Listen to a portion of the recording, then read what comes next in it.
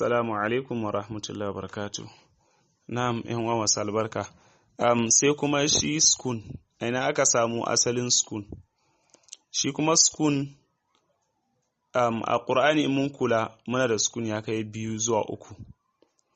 Na farko sukun asali wanda muka sani wanda ake rubuta shi a littattafai haka na huruf ko na hadith da sauransu, an samo shi ne daga kalman jazm. Kuma kalman jazm shine me shake cewa ɗauri ko shine sukun kenan.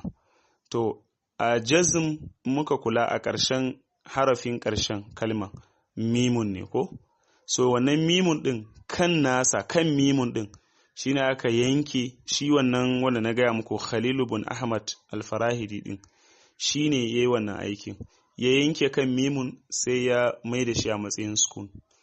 Mun gane ko shine wannan kan mimun cycle ɗin shine aka mai da shi sukun. Sai akwai wani sukun na Qur'ani wanda zamu gan shi kamar wani less than hakan nan. Mun gane ko wanda in a Qur'ani in aka ɗora shi hakan harafi to na harafin za a karanta shi mana za a masa izhar. To shi wannan an samu asalinsa ne daga kalman khafif. Khafif in an ce abu khafif abu mara nauyi ko abu wani mai sauki hakan nan. Mun gane ko saboda sukun yana da sauki in aka sa shi akan harafi. Dama maratib na wasali mai tsanani na farko shine dhamma, sai kasara, sai fata, sai sukun. So kun ga sukun wasali ne in an sa shi harafi baya tsanani ko. So sai aka samu asalinsa daga me khafif. So khafif din nan harafi na farkon mene kha'un ne ko.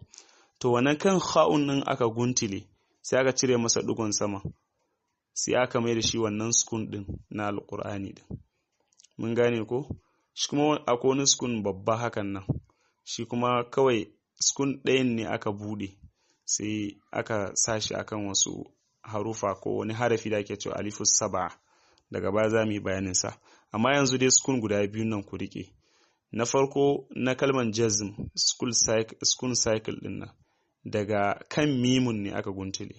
Shi kuma wancan sukun mai kamar less than amas wanda a buɗe din nan kan kha'un ne aka guntule.